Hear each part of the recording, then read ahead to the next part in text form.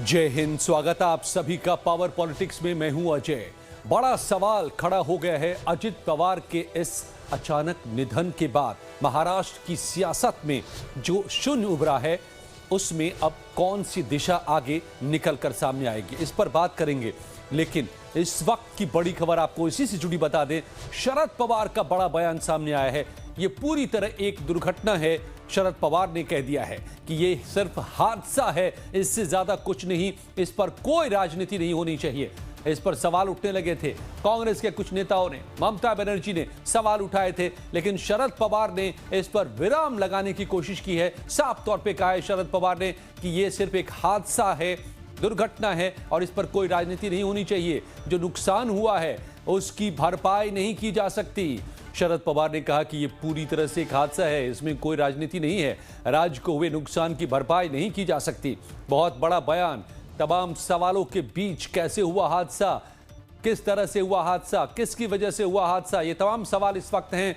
जांच पड़ताल जारी है, लेकिन इस सब के बीच में शरद पवार का ये बड़ा बयान सामने आता है जिसमें वो कहते हैं कि ये सिर्फ एक हादसा है, इससे ज्यादा कुछ नहीं, इस पर कोई राजनीति नहीं होनी चाहिए। जो नुकसान हुआ है अजित पवार के असामयिक निधन से, उसकी भरपाई नहीं हो सकती। यह बहुत बड़ा नुकसान है, महाराष्ट्र की सियासत के लिए बहुत बड़ा नुकसान है और निश्चित तौर पर इस हादसे के बाद महाराष्ट्र की राजनीति की दिशा बदल जाएगी, इसमें भी कोई शक नहीं है। इस वक्त जो महायुति की सत्ता है उसका संतुलन वो नहीं रह जाएगा जो अजित पवार के रहते था। अपने आप में वो एक बड़ा पावर सेंटर थे, अपनी शर्तों पर राजनीति करते थे और एक बैलेंसर का भी काम करते थे सत्ता में। तो क्या वही संतुलन अब आगे बरकरार रहेगा, इस पर बड़ा सवाल है। इस पर हम आगे बात करेंगे, लेकिन इस वक्त की जो बड़ी खबर आपको बता रहे हैं कि शरद पवार का बड़ा बयान सामने आना चाहिए कि इस हादसे को लेकर कोई राजनीति नहीं होनी चाहिए। ये एक हादसा है, इससे ज्यादा कुछ नहीं, और इसको लेकर के सियासी बयानबाजियां इस पर नहीं होनी चाहिए, कोई राजनीति नहीं होनी चाहिए। इस वक्त की तस्वीर जो है बारामती की, वो तमाम समर्थक इकट्ठे हो गए हैं बारामती में लाखों की तादाद में। ये तस्वीर, सीधी तस्वीर जो आप देख रहे हैं इस वक्त की, ये तमाम वो समर्थक हैं जो अजित पवार को चाहने वाले हैं, उनका समर्थन कर रहे हैं, उनको वोट डालते रहे हैं, उनका समर्थन करते रहे हैं। और आज जब उनके प्रिय नेता अचानक इस दुनिया को उन्होंने अलविदा कह दिया, तो देखिए कैसा जन सैलाब उमड़ पड़ा है। राजनीति यहां से शुरू होती है, समर्थन से शुरू होती है, जनता की सेवा से शुरू होती है। और आज जब इतनी तादाद में लोग सामने आ रहे हैं तो गवाही इस बात की कि अगर अजित पवार 6 बार उप मुख्यमंत्री रहे तो किसके बल पर, किसके दम पर और किसके समर्थन से। देखिए अपने प्रिय नेता के गम में डूबे लोग एक एक करके पूरे बारामती से इकट्ठे हो गए हैं, यहां पर पूरे इलाके से बारामती में। मनीष सिंह हमारे संवाददाता मेरे साथ इस वक्त जुड़ गए हैं। मनीष, ये तस्वीर बता रही है कि कितना बड़ा ये गमों का पहाड़ है, कि जिस तादाद में बारामती में लोग आज अजित पवार के चाहने वाले, उनके समर्थक इकट्ठे हुए हैं, ये गवाही दे रहा है कि अजित पवार की राजनीति कैसे जमीन से जुड़ी थी।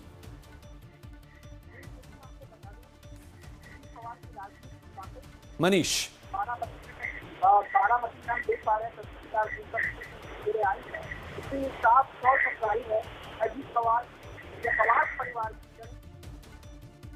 मनीष मैं आपके पास लौटता हूं, आपकी आवाज साफ नहीं है।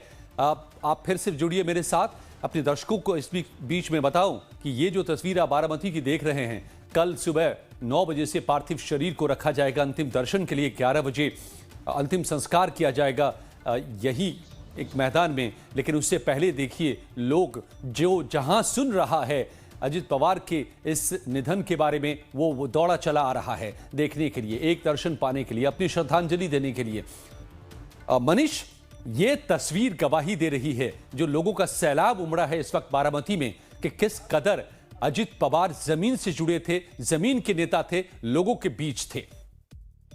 बिल्कुल अजय जी, देखिए इसमें कोई दो राय नहीं है। और ये जो आज तस्वीरें सामने आई, निश्चित तौर पर ये अपने आप में गवाही दे रही है कि अजीत पवार ने अपने जीवन में क्या कमाया। ये जो इतनी बड़ी भारी भीड़ दिखाई दे रही है आज सुबह से ही, ये साफ तौर पर इशारा करती है कि अजीत पवार की जड़ें कितनी मजबूत थी, न सिर्फ बारामती में बल्कि पूरे महाराष्ट्र में।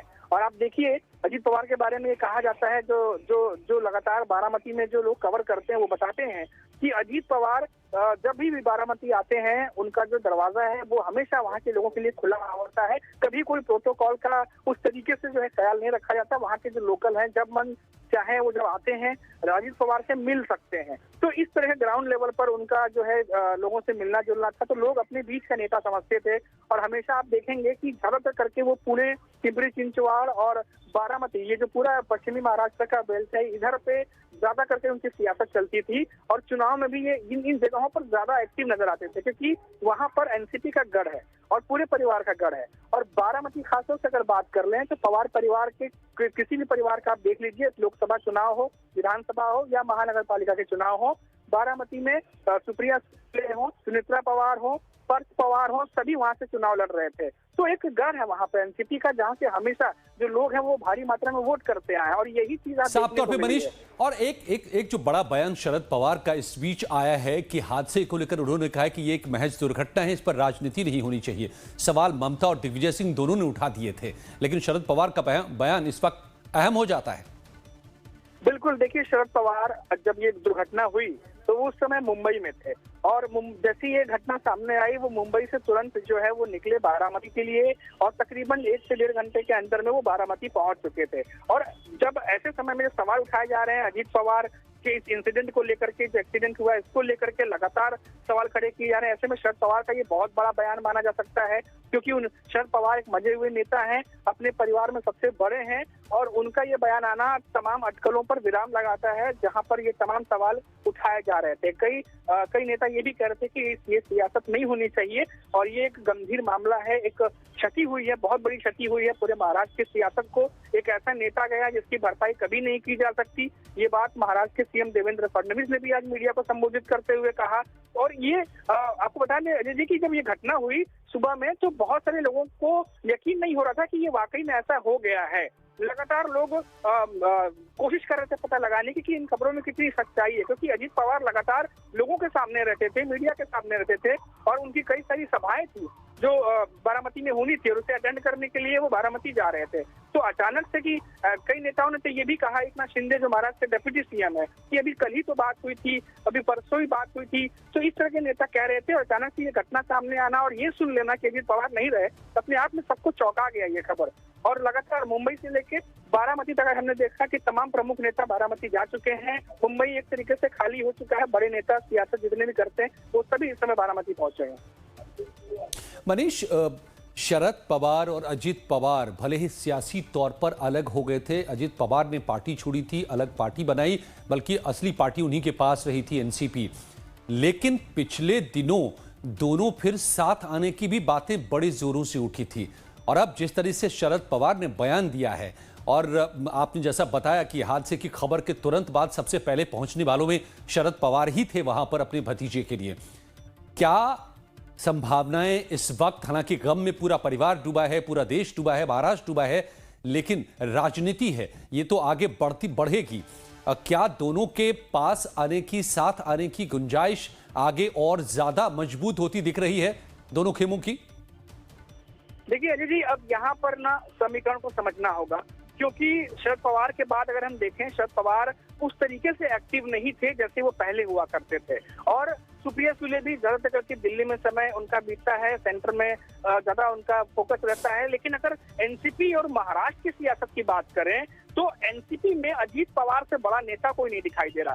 हालांकि प्रफुल्ल पटेल जैसे सरीके नेता मौजूद हैं, लेकिन अजीत पवार जैसा जो सबको मिला के चल सके, पूरे पार्टी को संभाल के लेके चल सके, युति को संभाल सके, महायुति के साथ नेताओं से बैठक कर सके, तमाम समीकरणों को बांध सके, इस तरीके का नेता अभी फिलहाल एनसीपी में कोई नजर नहीं आ रहा। और इसीलिए ये सवाल उठ रहा है कि ये जो बहुत बड़ा गैप आया है, न सिर्फ पुणे की बात करें, बारामती की बात करें, बल्कि मुंबई महायुति जो है उसमें जो 3 नेता हैं, प्रमुख नेता, उनमें अजीत पवार थे। तो ये जो इतना बड़ा गैप आया है, वो गैप की भरपाई कैसे होगी? इसीलिए देवेंद्र फडणवीस भी कह रहे थे कि ये ऐसी क्षति है जो भरपाई नहीं हो सकती। अब इसके बाद के सियासी समीकरणों पर सबका ध्यान जा रहा है कि अब आगे क्या, कौन होगा जो अजीत पवार की जगह ये इस वक्त बड़ा सवाल है। मनीष, आप मेरे साथ बने रहिए।